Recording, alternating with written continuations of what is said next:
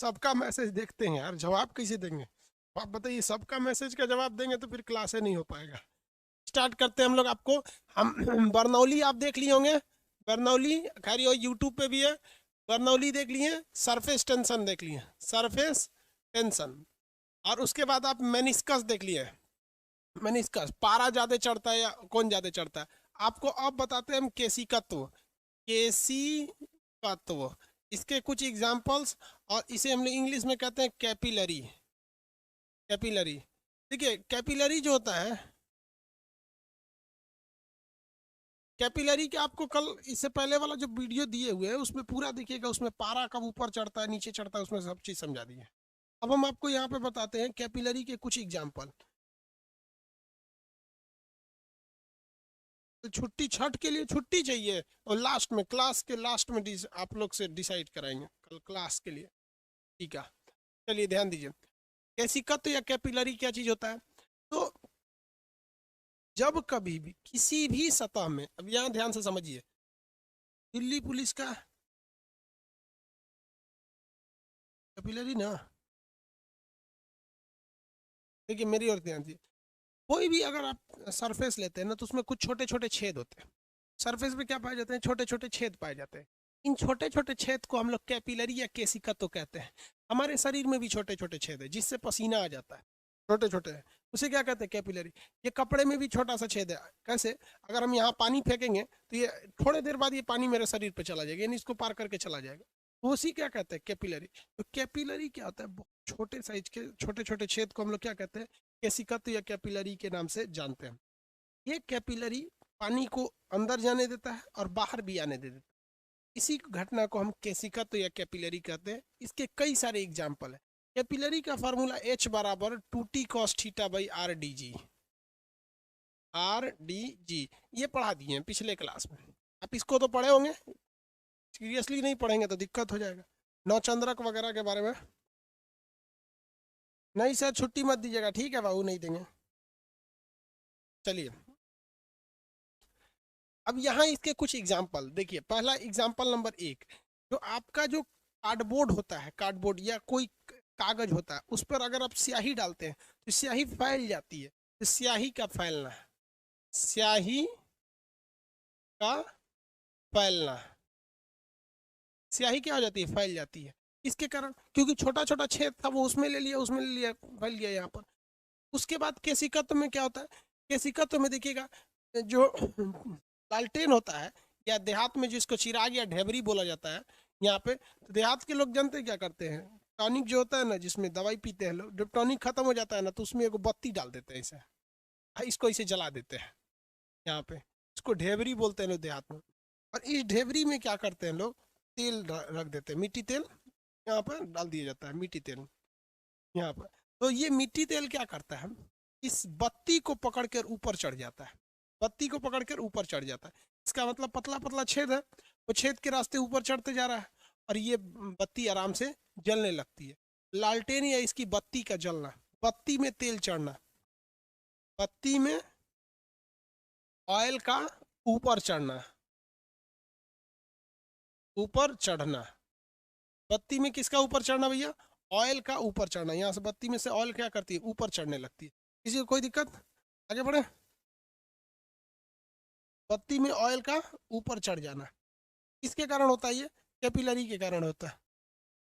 अरे उसी को कहते हैं दिया। अरे यार दिया कहिए, दिया में भी तो सेम कंडीशन होता है। इसे दिया ले लीजिएगा ना, दीपावली का ही ले लीजिए दिया, तो इसमें क्या रहता है? तेल रहता है। तो आदमी क्या करता है, जो दिया जो वो रहता है रुई वगैरह, उसको ऐसे चढ़ा के इसमें भिगा देता है। ये धीरे धीरे इसमें से चढ़ते रहता है, चढ़ते रहता है, ये जलते रहता है। किसके कारण होता है? कैपिलरी के कारण होता है। कपड़े का भीगना, कपड़ा द्वारा जल सोखना, जल को क्या कर लेता है? सोख लेता है, सोखना। पानी को क्या कर लेता है? सोख लेता है। किसके कारण होता है भैया? कैपिलरी के कारण। कैपिलरी के कारण, क्योंकि छेद ही नहीं रहता है तो सोखेगा कैसा? क्यों? कैपिलरी के कारण। और भी आप एग्जाम्पल देखे होंगे, ईंट देखे हैं? ईंट, ईंट द्वारा जल सोखना। ईंटा पर पानी डालेंगे ना तो सोख लेता है। जो ईंट देखिएगा ना, ईंट ईंट मजदूर काम करता है तो पानी सोख लेता है। इसलिए मजदूर क्या करता है, दीवार जोड़ते समय डायरेक्ट उस पर सीमेंट नहीं लगाता है, जानता है कि अगर डायरेक्ट सीमेंट लगाएंगे तो सीमेंट की जितनी नमी है यही खींच ले जाएगा। उसको पहले पानी से भीगा देता है ईंटा को, पहले तेज से थोड़ा पी ले अपना मन भर, उसमें छोटे छोटे छेद रहते हैं, खटाक से पी लेता है अंदर। अब उसका काम हो गया, अब उस पर सीमेंट लगाता है। इसकी वजह से कैपिलरी के वजह से, कैपिलरी की वजह से। अब एक चीज अब यहाँ देखिए, कैपिलरी में कुछ कुछ लोग गलती क्या करते हैं। कई लोग क्या करते हैं, ये बत्तियां निकाल के, लालटेन की बत्ती निकाल के निचवा से मल देते हैं। अरे भैया निचवा से मल दीजिएगा ना, इसको बत्तियां को अगर मल दीजिएगा नीचे से, तो जो छोटा छोटा रास्ता था वो टेढ़ा उड़ा होकर बंद हो जाएगा। अब ये लालटेन की बत्ती को नहीं जलेगा। तो कहते हैं लोग भभक रहा है। अरे भैया भभक कौन ची रहा है, तो निचवा से जो रास्ता था कैपिलरी उसको क्या कर दिए, बंद कर दिए। तो क्या होने लगेगा, भभकने लगता है। क्या होने लगता है, भभकने लगता है। आगे बढ़ जाए। तो ये हो गया भैया कैपिलरी क्या चीज। यहाँ पे यही घटना होती है घड़े में। घड़े में क्या होता है, देखिए घड़े में जो पानी हम लोग रखते हैं, इसमें दो जगह पढ़ना है घड़ा के बारे में। एक उष्मा के जगह पे पढ़ना है और उसके वजह यहाँ पे जब घड़े में हम पानी रखते हैं तो इस घड़े के अंदर देखेंगे तो छोटे छोटे छेद होते हैं, क्योंकि घड़ा भी तो मिट्टी का बनता है। और आपको भी पता है कि मिट्टी या कचड़ा या ईंट द्वारा, किसी कपड़ा या ईंट द्वारा पानी का सोखना क्या कहलाता है, कैपिलरी कहलाता है। तो इस मिट्टी के दीवारों पर भी ना छोटे छोटे छेद रहते हैं, उन छेद को हम क्या कहते हैं, कैपिलरी कहते हैं। इन्हीं छेद के रास्ते पानी की बूंदें बाहर आ जाती हैं, थोड़ा थोड़ा क्या हो जाती है, बाहर आ जाती हैं। और बाहर आने के अंदर से टच में रहता है, ये थोड़ा थोड़ा कहाँ आ जाती हैं, बाहर आ जाती हैं। और बाहर की हवाएं इसे ठंडा कर देती हैं, और ये हवाएं ठंडी होकर अंदर की पानी को ठंडा कर देती हैं। तो घड़े का पानी ठंडा हो जाता है। आगे इसमें हीट में पढ़ाएंगे कि वाष्पीकरण क्या होता है। यहाँ पर ये हो गया आपका घड़े के पानी का क्या हो जाना, ठंडा हो जाना, घड़े के पानी का ठंडा रहना। लेकिन कुछ लोग होशियार होते हैं, अपने होशियार के पूंछ बनते हैं लोग। देखिएगा उनको साफ सफाई बहुत पसंद है। कपड़ा लेके घड़ा में हाथ डाल के घड़वा को पोंछ देते हैं इस तरह से। अरे यार लोल कहीं का, घड़वा को पोंछ देंगे अंदर से ना, तो जितना अंदर छोटा छोटा कैपिलरी की परत थी वो सारी परत में से 80% परत बंद हो जाएगी। अब घड़ा पागल हो जाएगा। तो पागल घड़ा पानी को ठंडा नहीं करता है।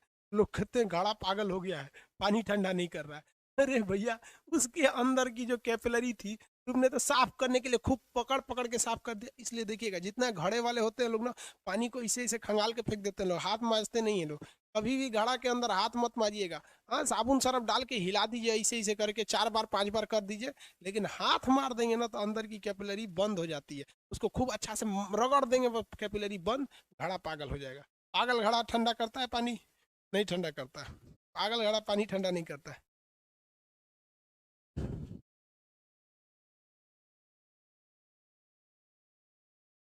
ठंडा पानी गिलास डालने में बाहर क्यों ठंडा हो, बाहर पानी क्यों जम जाता है बाबू, वो क्वेश्चन हीट का है। इनका कहना है कि सर गिलास जो होता है, गिलास तो लीक नहीं करता स्टील का, लेकिन इस गिलास के बाहर छोटी छोटी पानी की बूंदें कहाँ से आ जाती है। ये चीज आपका सही है, बट ये हीट चैप्टर का है। हीट चैप्टर में ये बताएंगे आपको, इसे हम कम कहते हैं वाष्पन की क्रिया। यानी जो बाहर की हवाएं जो उड़ रही होती हैं, इन हवाओं में भी पानी है। जब वो आपके ठंडे गिलास से आती हैं तो टकरा के पानी बन जाती हैं। तो हवाओं में क्या है, भाप है। अगर वो किसी ठंडे चीज से टकराएंगी तो तुरंत भाप का रूप ले लेती है। जैसे ठंड के दिन में हम अपना मुंह छोड़ते हैं, अभी भी छोड़ रहे हैं, कुछ नहीं दिख रहा है। लेकिन वही अगर ठंडी के दिन ज्यादा होगा तो बाहर का टेम्परेचर ठंडा हो जाएगा, मेरे आप में जितना भी पानी है सब पानी टाइप का रहने लगता है। ये किसके कारण होता है भैया, कैपिलरी के कारण होता है। इसके कारण कैपिलरी के कारण, समझ आ रहा है कि नहीं सर। आगे बढ़े। गुरुजी पॉलिटी का पीडीएफ वर्ड दोबारा कर दीजिएगा, ठीक है दोबारा कर दे, ठीक है। बत्ती में तेल चढ़ना, स्याही में कागज का फैलना, समझ आ रहा है कि नहीं आ रहा है। ईंट द्वारा आगे बढ़ जाते हैं, किसी को कोई दिक्कत नहीं ना है। पारा में पारा भी तो ऊपर चढ़ जाता है। थर्मामीटर, थर्मामीटर में पारा का ऊपर चढ़ना है। पारा नापते हैं ना 98 डिग्री फ़ारेनहाइट, 98.6 फ़ारेनहाइट, बुखार वगैरह नापने वाला, उसमें भी तो ऊपर चढ़ता है। किसके वजह से, कैपिलरी की वजह से। देखिए कैपिलरी कब चढ़ता है, जब पतला रहेगा तो तेजी से चढ़ेगा, मोटा हो जाएगा तो नहीं चढ़ पाएगा। पाइप मोटा हो जाएगा तो नहीं चढ़ पाएगा। आगे बढ़ जा। देखिए अब अगला क्वेश्चन, अगला देख। आप एक चीज देखे होंगे, किसान जो होता है ना खेत में, खेत में जो किसान काम करता है, तो जब भी बरसात होता है तो बरसात के बाद किसान क्या करता है, ट्रैक्टर लेके खेतवा जोत देता है। बरसात के बाद किसान जो होता है ट्रैक्टर लेकर अपने खेत को जोत देता है। क्यों जोतता है तो समझिए, जो खेत होती है ना किसान की, ये किसान के खेत में छोटे छोटे सुराख होते हैं। इन छोटे छोटे सुराख के रास्ते, इसमें ये कैपिलरी होती है, इसमें छोटी छोटी छोटी छोटी कैपिलरी होती है। खेत के अंदर आपको ही पता है मिट्टी के अंदर क्या होती है, कैपिलरी होती है। ये छोटी छोटी छोटी छोटी कैपिलरी होगी। जब भी बारिश होगा तो पानी क्या हो जाता है, अंदर घुस जाता है। उस कैपिलरी के रास्ते बारिश का पानी अंदर घुस जाता है। लेकिन जब कभी भी बारिश बंद हो जाती है तो उसी कैपिलरी के रास्ते वो पानी बाहर आने लगता है। देखता है, इसका खेत है, मिश्रा जी का खेत है। तब तक ऊपर से सूरज की किरणें पड़ती हैं, वो पानी की बूंद को गर्म करके भाप बना के उड़ा देती हैं। तो पानी का निचला वाला बूंद कहता है, चाचा बाहर झांक रहे थे, कहाँ चले गए, हम भी निकल के देखते हैं। वो निकल के देखेगा, सूरज की रोशनी उसके ऊपर पड़ेगी, उसको भी उड़ा देगी।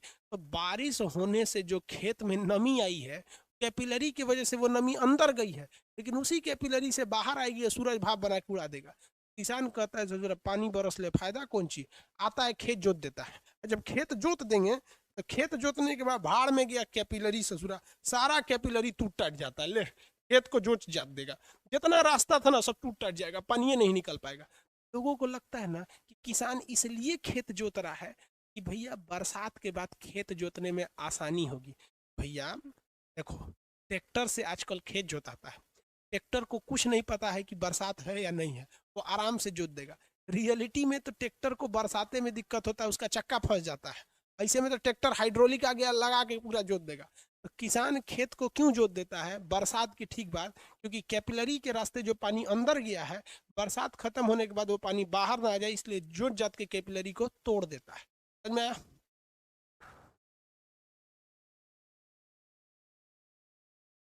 आगे बढ़े। कौन पूछ रहा है रे लड़किया को, सबरा खातून कहाँ से हो? जासीन आलम बकलोलवा कहीं गया, तू सब पढ़ाई कर, यहाँ ओकरा से पूछ रहा है कौन लड़किया से तुम कहाँ से हो? मत बताइए रे, पढ़ाई करो लोग।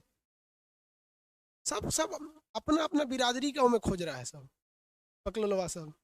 चैट तुम लोग को दिए हमसे सवाल पूछने के लिए, तो वही में से पूछता है सब कौन कहाँ से हो, बकलोल कहीं क्या। लड़कियां लोल होती है सब, बताइए देखिए से, हम यहाँ के हैं, ये घर है मेरा, एक गो भाई है, छोट है अभी, तो समझ जाएगा छोट है, कोनो काम लायक ना। बकलोल कहीं की मत बताना रे बबनिया।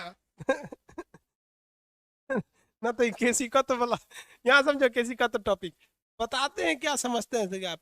पीट देंगे बबुआ अगर तू लोग दूसरा को लड़की उड़की के पूछा सबकी कहाँ से हो, कहाँ नहीं, क्या मतलब है तोरा कहाँ से हो।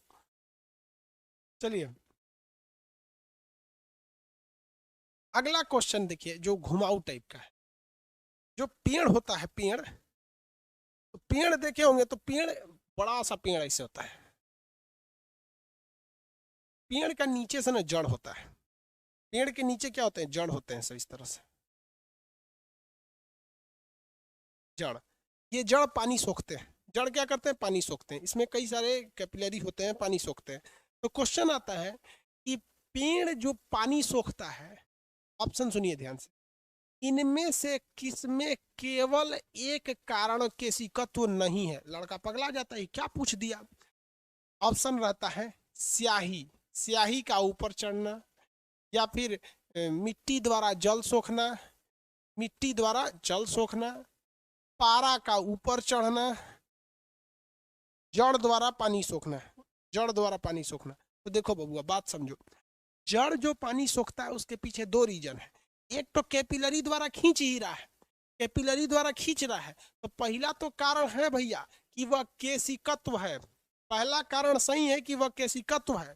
लेकिन साथ ही साथ दूसरा कारण ये भी सही है कि इसमें एक और चीज होता है जाइलम, जो बायोलॉजी के बॉटनी में पढ़ना है। तो यहाँ पेड़ द्वारा जो जल सोखता है, इसका केवल और केवल कारण केशिकत्व नहीं है, इसमें केशिकत्व के अलावे जाइलम भी भाग लेता है। इसलिए रेलवे छत्तीसगढ़ जब बोर्ड का अलग अलग एग्जाम होता था तो क्वेश्चन पूछा था कि इनमें से किस एक में केवल और केवल कारण केशिकत्व अकेला नहीं है। तो केवल और देखिए, स्याही का फैलना, केशिका तो अकेला है, मिट्टी द्वारा जल सोखना अकेला है, पारा का ऊपर चढ़ना अकेला है, लेकिन जड़ द्वारा दो रीजन, केशिकत्व के साथ साथ उसमें जाइलम भी भाग लेता है। समझ आ गया? किसी को दिक्कत?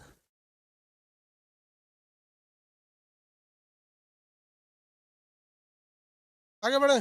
सर कल छुट्टी दे दीजिए, रोड साफ करना है। आपके आशीर्वाद से हम रांची से पटना आ गए, अच्छी बात है भाई। ईशांत कुमार जी रांची क्या करने गए थे?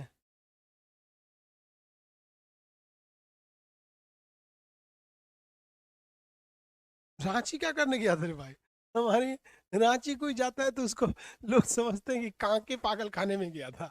नहीं भाई, आप रांची उची मत जाइए, घूमने फिरने आइए पटना में। आप सब लोग को छठ की ढेर सारी शुभकामनाएं। छठ वठ में तो छुट्टी उट्टी की जरूरत नहीं पड़ेगी आपको। छठ में शाम को काम उम होता है लोगों का। शाम उम में कोई एगो बैच में दे देगा आदमी छुट्टी, लेकिन ऐसे नहीं देगा, दरोगा वरोगा वाले में नहीं देगा। अभी आप लोग का कल क्लास व्लास चलेगा, ठीक है। छठ में बहुत टफ त्योहार होता है छठ।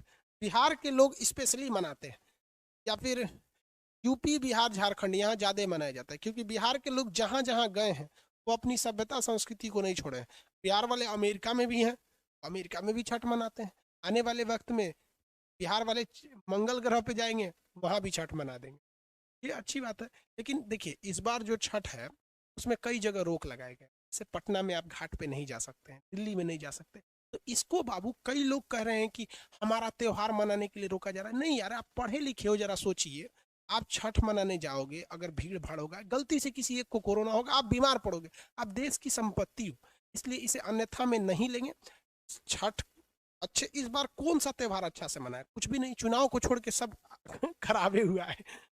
तो इस बार नहीं, अगली बार हर त्योहार अच्छे से मनाइए। तो ये आप कैपिलरी समझ में आ गया, आप लोग को समझ में आ रहा है कि नहीं आएगा? हम भी आ रही हैं।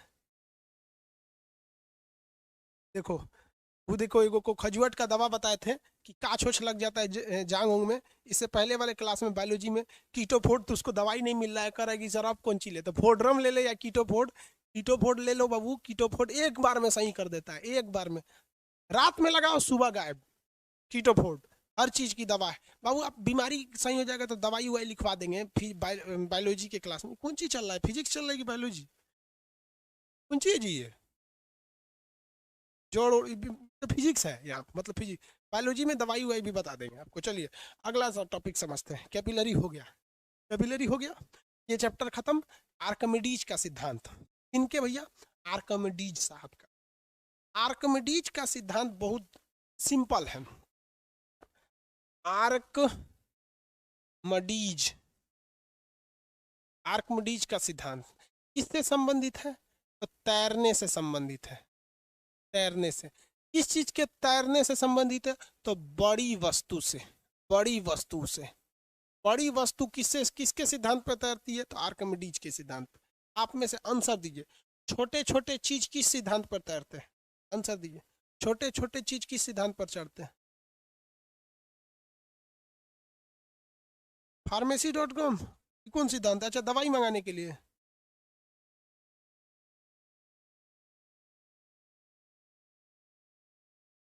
वो कह रहा है कि सर कीटोफोड का कवर दिखा दीजिए। देखो, देखिए ये कीटोफोड दिख रहा है, क्या लिखा है?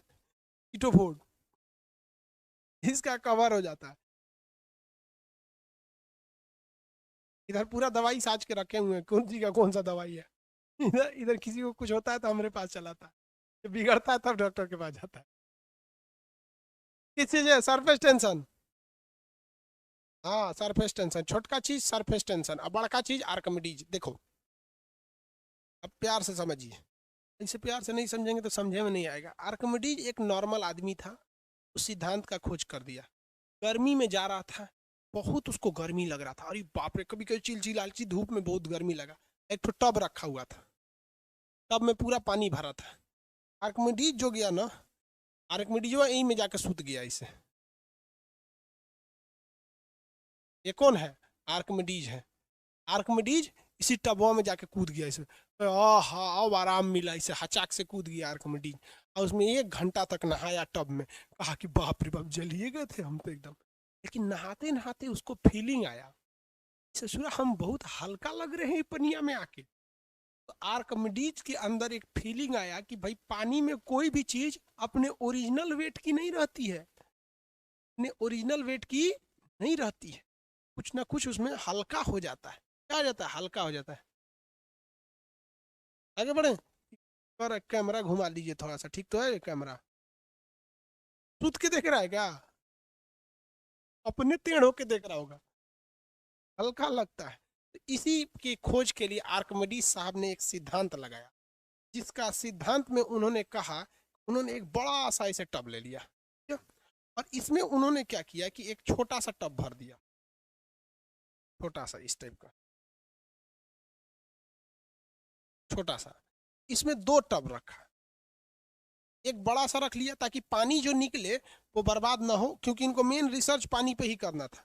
मेन रिसर्च किस पे करना था? पानी पर। और इसमें लबालब पानी भर दिए, मतलब इतना लबालब भरे थे इसमें पानी से कि अब थोड़ा भी इसमें पानी की जगह नहीं था, एकदम लबालब भर दिए।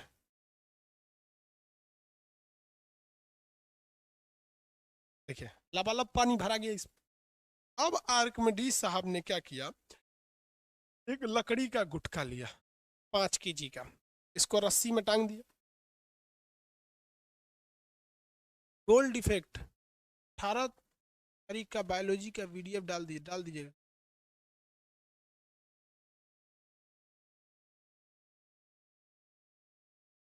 चलिए आगे देखिए, ये है भैया आपका 5 kg का।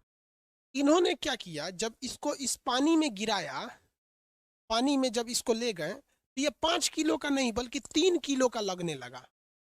इन्हें फील, इनको मीटर इसमें ऊपर से नापने वाला मीटर में फंसाए थे इसको स्प्रिंग वाले में, और जब इसमें ले गए तो 3 kg का लगने लगा। लेकिन आर्किमिडीज एक होशियारी किया था। आर्किमिडीज ने होशियारी ये किया था कि यहाँ जो पानी भरा था एकदम लबालब भरा था, जिस वजह से जैसे ही इन्होंने इसमें डाला इस चीज को, इस लकड़ी, इस ईंटे के टुकड़े या लकड़ी के टुकड़े को, इससे कुछ पानी बाहर आ गया, इससे कुछ पानी बाहर आ गया और पानी बाहर आके जमा हो गया। आर्किमिडीज के मन में एक सवाल आया कि इसमें कितना कमी आया है, कितना कमी आया है? तो 2 kg की कमी आई है। कितनी की केजी की कमी आई है? 2 kg का। तो पानी भी तो बाहर आया है भाई, पानी भी बाहर आया है। तो इन्होंने क्या किया, इस पानी को निकाला टोटी के रास्ते, अब एक्सपेरिमेंट किया था तो निकाला, और उस पानी को तौला। गजब हो गया। गजब क्या हो गया, ये पनियो 2 किलो था, पनियो 2 किलो था। आर्किमिडीज ने कहा कि वाह रे भाई वाह, अब हम बन गए वैज्ञानिक। अब हम क्या बन गए? वैज्ञानिक बन गए हम तो, क्योंकि उन्होंने सिद्धांत दे दिया कि जब किसी वस्तु को द्रव में डुबाते हैं तो उसके भार में कुछ कमी महसूस होती है। यह कमी उसके डूबे हुए भाग द्वारा निकाले गए द्रव के भार के बराबर होता है, निकाले गए द्रव के भार के बराबर होता है। सिंपल सिद्धांत। इसको खूब तेज बोलिएगा ना तो लोग कहेंगे कि बहुत पढ़ता है। कैसे? आर्किमिडीज का सिद्धांत क्या था, जब किसी पिंड को किसी द्रव में पूर्ण रूप से या आंशिक रूप से यानी पूरी तरह या थोड़ा सा डुबाया जाता है तो उसके भार में कमी का आभास होता है। वस्तु के भार में यह आभासी कमी उस वस्तु के डूबे हुए भाग द्वारा हटाए गए द्रव के भार के बराबर होता है। कहेंगे वाह वाह बहुत तेज है लड़का, बहुत तेज है। समझ आ गया कि नहीं आ गया? किसी को कोई दिक्कत? हम लोग 10th में पढ़ते थे ना, एक टीचर थे हम लोग, वो पूछे किसी को आर्किमिडीज का सिद्धांत पता है?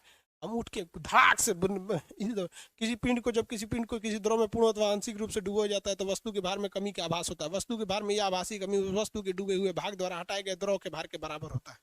सर कहेगी जो कुछ ही बोल दिया रे, नॉर्मल चीज है कि नहीं? तो कोई चीज नॉर्मल होता है, अभी वैज्ञानिक बन गया। किसी को कोई दिक्कत है? आगे बढ़ जाए। यही है आर्किमिडीज का सिद्धांत, याद रहेगा। सर आपसे हम मिल सकते हैं? नहीं मिल सकते हम। आगे देखें, हम गांव पे हैं, अपने पटना में नहीं है।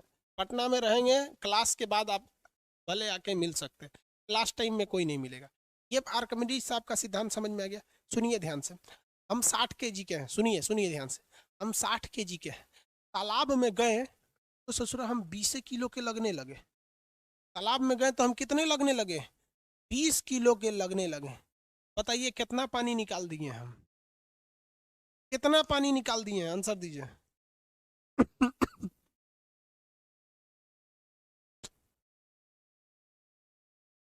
जल्दी बताइए। 30 kg कैसे पानी निकालेंगे? 40 kg ने पानी निकालेंगे रे बकलोलवा। हम हैं कितना केजी के? 60 kg के। जब हम पानी में गए तो लगने लगे 20। कमी कितना का हुआ? 40 का। तो जितना कमी हुआ उतने हम पानी निकाले, उतना ही हम पानी निकाले। जी को दिक्कत? Very good. चलिए अब आर्किमिडीज के सिद्धांत को अच्छा से समझ, तैरने के सिद्धांत को समझते हैं। तैरने के लिए आर्किमिडीज ने बहुत सारा रिसर्च किया। आर्किमिडीज ने बहुत सारा रिसर्च किया। उस रिसर्च में उसने कुछ सिद्धांत को पाया। उसने 3 सिद्धांत दिए तैरने के लिए। कहा कि सारा चीज डिपेंड करता है कि आपका भार कितना है और आपने कितना पानी को निकाला है। आपका भार कितना है और आपने कितने पानी को निकाला है। समझ में आ गया? देखिए यहाँ ये पानी है, हम इसमें पानी भर देते हैं।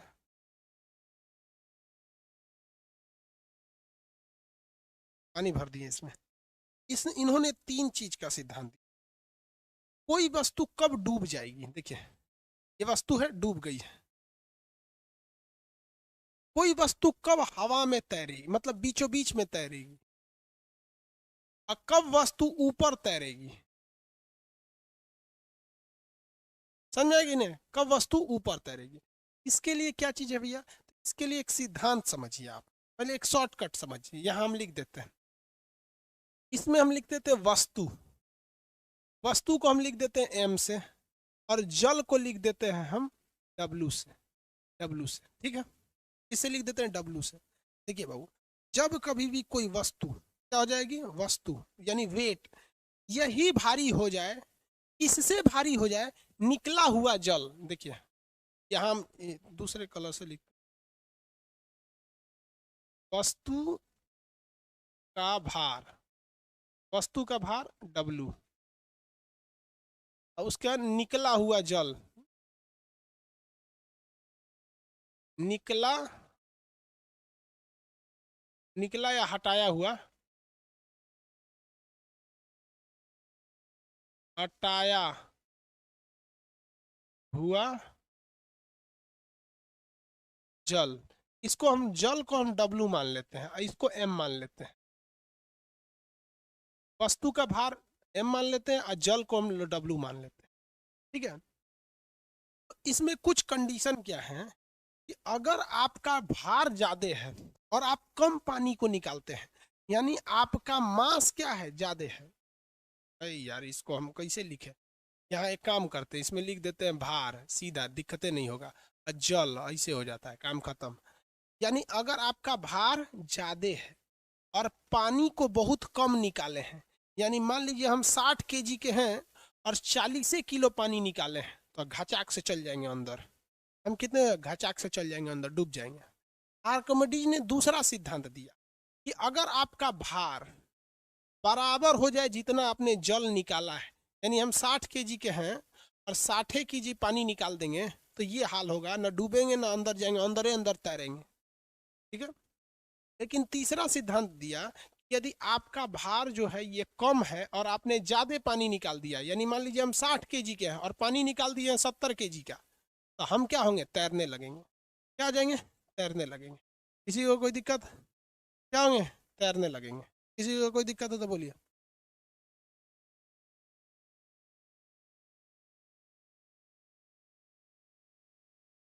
किसी को दिक्कत? एक बात बताइए, हमारा वजन है 60 kg, हमारा वजन है 60 kg, और हम जो है 60 kg मेरा भार है, और हम 50 kg पानी निकाले, डूबेंगे कि तैरेंगे? डूबेंगे कि तैरेंगे?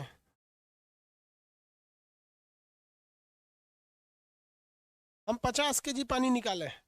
देखिए अगर भार मेरा ज्यादा है, पानी कम निकाले हैं, क्या हो जाएंगे? डूब जाएंगे। क्या हो जाएंगे? डूब जाएंगे। डूब जाएंगे। अब बात मेरी और सब लोग ध्यान दीजिए, सब लोग इधर ध्यान दीजिए। जब किसी वस्तु को आप पानी में फेंकते हैं तो वो खुद से ही कुछ पानी को बाहर निकाल देती है, हटा देती है, खुद से ही कुछ पानी को हटा देती है, याद रखिएगा। लेकिन वो अपने भार के बराबर पानी नहीं हटा पाती है। अगर आप हमें पानी में फेंकिएगा, अगर क्या कीजिएगा, हमको पानी में फेंकिएगा, हमारा इतना बड़ा शरीर है, हमारा शरीर ही 40 किलो पानी हटा देगा। क्या करेगा? 40 किलो पानी हटा देगा। हम 60 केजी के हैं, 40 किलो पानी हटा देगा। लेकिन हम कुछ ऐसा काम करें, कुछ हम ऐसा काम करें कि हम ज्यादा पानी निकाल सके। हम क्या कर सके? ज्यादा पानी निकाल सके। 40 किलो निकाल दिए हैं और 20 किलो निकाल देंगे तो अपने बराबर निकाल देंगे। तो क्या करना चाहिए? हाथ मारेंगे, हाथ मारेंगे ताकि ज्यादा निकल जाए। तो 40 से इसे हाथ मारेंगे तो सोचा 45 निकल गया, ये हाथ मारेंगे 50 निकल गया, ये पैर मारेंगे 55, ये पैर मारेंगे 60, 60 की लिखे थे 60 निकल गए। अब बस तनी सा और स्पीड बढ़ा देंगे तो 60 से ज्यादा हो जाएगा, तैर जाएंगे। समझ में आ गया कि नहीं आ गया? कोई भी वस्तु जब पानी में जाती है तो खुद ही कुछ पानी को हटा देती है, लेकिन अपने भार के बराबर नहीं हटा पाती, इसलिए उसको हाथ पैर मारना पड़ता है। समझ में आ गया कि नहीं आ गया? किसी को कोई दिक्कत नहीं? आगे बढ़े जी। आगे देखो, देखो एक बात बताइए, अगर हम कुछ ऐसा काम कर दे कि हम ज्यादा पानी निकालें, एक काम करते हैं, हम कोई बहुत ही हल्का चीज ले लेते हैं, बहुत हल्का चीज, जैसे फाइबर उबर हो गया, और अपना चारों ओर बांध लेते हैं। ऐसे चारों ओर क्या कर लेते हैं? बांध लेते हैं, अपने चारों ओर ऐसे बांध लेते हैं हल्का चीज लेने से। तो हम 60 केजी के थे और हल्का चीज बांधेंगे तो मान लीजिए 70 केजी के हो जाएंगे। लेकिन वो हल्का चीज इतना बड़ा रहेगा कि हमको उसको मिला के बहुते पानी निकल जाएगा, तब तो हम डूबे नहीं करेंगे। जैसे मान लीजिए कोई हल्का चीज है, जैसे टायर है, क्या है? टायर है। तो टायर 2-3 किलो का होता ही, उसमें हवा भर देंगे तो 2-3 किलो का होगा। तो मान लीजिए 5 केजी का टायर, तो हम टायर पहन लिए, क्या कर लिए? टायर पहन लिए, टायर ट्यूब वगैरह पहन लिए। अब हम 60 केजी के थे, हो गए 65 के, 5 किलो बढ़ा। लेकिन उस टायर का एरिया इतना ज्यादा था, इतना ज्यादा था कि उसने ज्यादा पानी निकाल दिया। इसलिए किसी को टायर पहना देंगे तो नहीं डूबता है। क्या होगा? नहीं डूबता है। एरिया ज्यादा होना चाहिए। एरिया क्या होना चाहिए? ज्यादा होना चाहिए। आगे बढ़े, इसीलिए ध्यान दीजिए। कहाँ गया भाई? देखिए मेरे भाई, इसीलिए नाव जो होता है, भारी सा नाव होता है। मान लीजिए 100 केजी का नाव है। अब भैया ये 100 केजी का नाव है, इसे 100 केजी से ज्यादा पानी निकालना है, इसलिए इस नाव का पेंदी को इस तरह से बनाया जाता है, इस तरह से बनाया जाता है। मतलब बराबर नहीं बनाया जाता है, इस तरह से बना दिया जाता है कि खूब ज्यादा पानी निकाले। क्या करे? खूब ज्यादा से ज्यादा पानी निकाल सके। तो जिसका पेंदी इस तरह से रहेगा वो ज्यादा पानी निकालेगा, और ऐसे वाला पेंदी कम पानी निकालेगा। ऐसे वाला पेंदी क्या करेगा? कम पानी निकाले। ये वाला पेंदी ज्यादा पानी निकाले। तो मान लीजिए 100 केजी का है, पेंदिया ऐसे कर दिए तो सोचिए पेंदिया 150 केजी पानी निकाल दिया, तो डूबेगा ही नहीं। तो पेंदी को इस तरह से बनाना है। भैंस देखे हैं? भैंस, भैंस का पेंदी ऐसे होता है, यह बड़का भैंस का, गाय का भयानक पेंदी होता है। इसलिए वो सब एरिया भले बड़ी होती हैं लेकिन ज्यादा पानी हटा देती हैं, इसलिए कहते हैं लोग गईल भैंसिया पानी में। वो पानी में घुस जाएगी तो निकलबे नहीं करेगी। तो किसी चीज को तैरने के लिए हमें 2 काम करना है, हमें 2 काम करना है। एक, उसके भार को कम कर देना है, भार को कम कर देना है। दूसरा, उसका जो एरिया है, एरिया, इसे क्या कर देना है? बढ़ा देना है। क्योंकि बढ़ा हुआ एरिया ज्यादा पानी निकालेगा। और भार कम कैसे कीजिएगा? तो इसके ऊपर एगो लकड़ी रख दीजिए, नीचवा खोखला कर दीजिए, पता चले एहू में सब ठूस देंगे तो 100 किलो की जगह 500 किलो हो जाएगा। समझे कि नहीं समझे? तो गाय भैंस सीधे तैर जाती हैं। समझ में आ रहा है?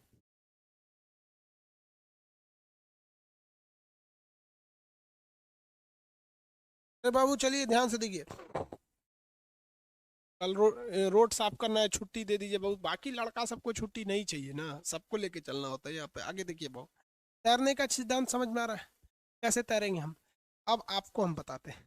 पानी वाली जो बड़ी बड़ी जहाजें होती हैं, पानी वाली जहाजें, देखिए ध्यान से, ये तो समझ में आ गया। समझ में आ रहा है कि नहीं आ रहा? अरे बाबू एक बात बताइए, भाई आप सोचते होंगे कि भैंस कैसे तर जाती है। एक भैंस कितने केजी की होती है बताइए तो? 200 केजी। 2 1 कुंटल की तो भैंस होती है सर ना, 2-3 कुंटल की होती है भैंस। भैंस 2 kg की होगी, कितने केजी की? 200 kg की। 200 kg की। एक काम कीजिए, जितनी बड़ी भैंस है ना उतना बड़ा बाल्टी लाइए, जितनी बड़ी भैंस है उतना बड़ा बाल्टी लाइए। आप देखिएगा उस ससुरा बल्टिया में 250 kg पानी अट जाएगा। बल्टिया में कितना पानी अट जाएगा? 250 kg पानी अट जाएगा। तो भैंसिया जब पनिया में गई है तो कितना हटाई है? 250 kg हटाई है, और खुद भैंसिया कितनी की है? 200 kg की है। इसलिए भैंस उड़ जाती है, उड़ जाती कर तैर जाती है। आप देखिए, आपको पानी वाली जहाज दिखा देते हैं वो क्यों तैरता है। हाँ,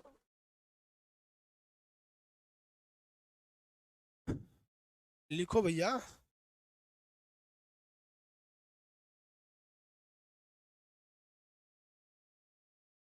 बड़ा बड़ा जो जहाज देखते हैं, बड़ी बड़ी जो जहाजें होती हैं, ये क्यों तैर जाती हैं? देखिए,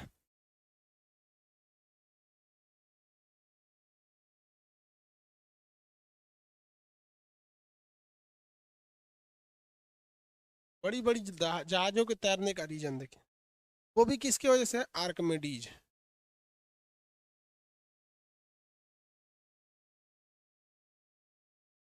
जहाज देख रहे हैं, ये बड़ी सी जहाज है, इसे क्रूज शिप कहते हैं। यहाँ पर इसमें सब घूमने जाता है, सब सीबीएसई बोर्ड वाला सब।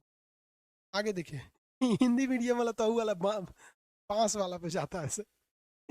इस तरह से देखो बाबू।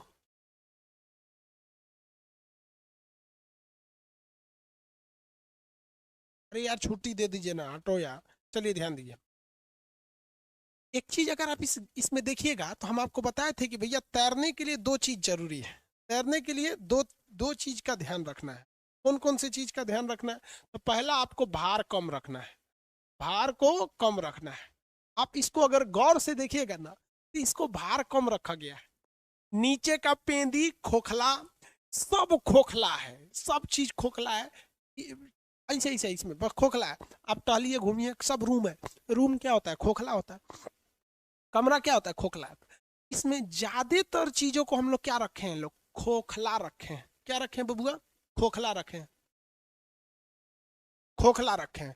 उसके बाद देखिए, तो भार को हम कम रखे हैं। भार कम रखने के लिए क्या किए हैं? खोखला, खोखला, हॉलो। सीबीएसई वाला खोखला को कहता है हॉलो, हॉलो। हॉलो मतलब क्या होता है? खोखला। तो ये हो गया खोखला। दूसरा चीज क्या था? क्षेत्रफल, एरिया। एरिया हमें ज्यादा रखना है, एरिया ज्यादा रखना है ताकि निचवा से ज्यादा पानी हटाए। तो बाबू देखिए, यहाँ पे गौर से देखिएगा, इस ससुरा यहाँ से लेके इतना अंदर तक गया होगा, उधर से घुमरिया के आया होगा इससे, इतना एरिया में। इतना एरिया के पानी को आप काट के लाइए, इतना एरिया के पानी को इसे काट के लाइए, ये पानी को काट के लाइए इसे। इतना पानी सोचिए, इतना पानी निकालेंगे तो कहाँ रखाएगा ससुरा? एगो तालाब भर जाएगा। जहाजिया यहाँ से तो एगो तो ग्राउंड बराबर होती है, एगो स्टेडियम बराबर तो ये अपने होता है। सोचिए, स्टेडियम बराबर अपने होता है। उतना पानी हटाया है, इसको ले आके रखिए और तौलिएगा ना, तब समझ में आएगा कि ससुरा इसका जो नीचे वाला हिस्सा जो कलक्का था, जो अंदर गया था, वो इतना ना पानी निकाल दिया। ये निकाल देगा आपका 2 lakh litre, 2 lakh KG. Litre को केजी में निकाल लेते, थोड़ा सा का अंतर आता है, 2 लाख केजी। और इसका जो भार होगा, जो जहाजिया का भार होगा, ये खूब से खूब होगा तो 180 लाख केजी होगा। 2 लाख मान लीजिए, 1.5 लाख केजी होगा, 1.5 लाख केजी। समझ में आ रहा है कि कैसे तैराया जाता है? डूबे नहीं करेगा, क्योंकि ये है खोखला। दिखने में बहुत बड़ा है लेकिन खोखला है। अब पानी जो है वो खोखला तनिको नहीं है, इतना निकाल देता है। इसीलिए पानी वाली जहाजें तैर जाती हैं, क्योंकि उसको भार कम करने के लिए खोखला कर दिया गया। निचवा का पेंदिया इस तरह से बनाया गया, इस तरह से। निचवा वाला पेंदिया इस तरह से होगा, ऐसे होगा, ऐसे। निचवा में और बीचवा में आकर और गहरा हो जाता है, इस तरह से ज्यादा पानी हटाया है। समझ रहे? अब आप कल्पना कीजिए कि एक तालाब में कितना पानी है, उसको वजन करके जरा देखिए, थे 1 बाल्टी पानी नहीं उठता आदमी से। समझ में आ रहा है कि नहीं? आदमी कैसे तैर जाता है? यानी जितना वजन है उससे ज्यादा पानी निकालो, तैर जाओगे। अब देखिए, चलने के लिए चलने के लिए गुरुत्व केंद्र चाहिए, चलने के लिए गुरुत्व केंद्र चाहिए। गुरुत्व केंद्र बीच में होता है, सेंटर ऑफ ग्रेविटी पढ़ाए हैं, हमारा नाभि है। क्या है? नाभि है। तो चलने के लिए गुरुत्व केंद्र और तैरने के लिए मेटा केंद्र, तैरने के लिए मेटा केंद्र। मेटा केंद्र गुरुत्व केंद्र से आगे होता है, मेटा केंद्र गुरुत्व केंद्र से आगे होता है। इसलिए अगर किसी का छाती बाहर निकला है तो वो नहीं डूबेगा। समझ में गया? चलने के लिए क्या चीज जरूरत है? गुरुत्व केंद्र, ये बीच में रहना चाहिए। और तैरने के लिए क्या चाहिए? मेटा केंद्र। ये क्या होता है? थोड़ा सा आगे होता है, थोड़ा सा क्या होता है? आगे होता है। समझ में आ रहा है कि नहीं आ रहा है? तो जिस तरह से कहेगा किसी वस्तु को बैलेंस बना के चलने के लिए किसकी जरूरत है? तो गुरुत्व केंद्र की। उसी तरह से किसी चीज को तैरने के लिए किसकी जरूरत होती है? मेटा केंद्र की जरूरत होती है। तैरने का सिद्धांत समझ में? अब उत्प्लावन बल क्या होता है, न तो क्या होता है, क्या चीज क्या होते हैं? दूध में मक्खन डालेंगे तो घट जाता है, बढ़ जाता है, ये सारे क्वेश्चन अब इसको आगे समझाएंगे। इतना समझ में आ गया आर्किमिडीज का सिद्धांत। भैंस वगैरह क्यों तैर जाती है? वही वाला सिद्धांत। भैंस जो होती है ना, नीचवा पानी ज्यादा हटा देती है अपनी भार से ज्यादा।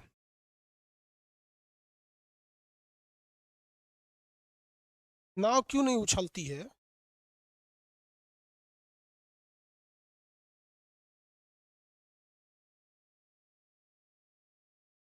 चलिए अगला क्लास कल देखेंगे। कोई छुट्टी नहीं है। आप सब लोगों की छठ की ढेर सारी शुभकामनाएं। इस साल छठ थोड़ा नॉर्मल ही मना लीजिए, कोई दिक्कत नहीं है। अपने पूजा पाठ में कोई कमी नहीं कीजिएगा, उस पर सरकार हो या पुलिस हो कोई रोक नहीं लगाई है।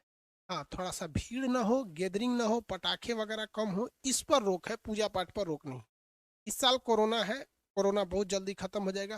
फ्लाइजर की वैक्सीन सक्सेस हो गई है, एस्ट्राजेनिका की सक्सेस हो गई है, मॉडर्ना की सक्सेस हो गई है। ये तीनों वैक्सीन सक्सेस हो गई हैं। ये 2022 तक हम आपको सबको मिलने लगेंगी। अभी इसका प्रोडक्शन ही चलेगा दिसंबर में। जनवरी में जब ये आएंगी तो सबसे पहले इसे दिया जाएगा डॉक्टर्स को, सेना को, फिर पुलिस को, क्योंकि ये लोग को ज़्यादा सुरक्षा की ज़रूरत है। हम तो घर में रहते हैं, डॉक्टर बेचारे दिन रात कोरोना के हॉस्पिटल में रहते हैं। समझ में आ रहा है कि नहीं आ रहा है?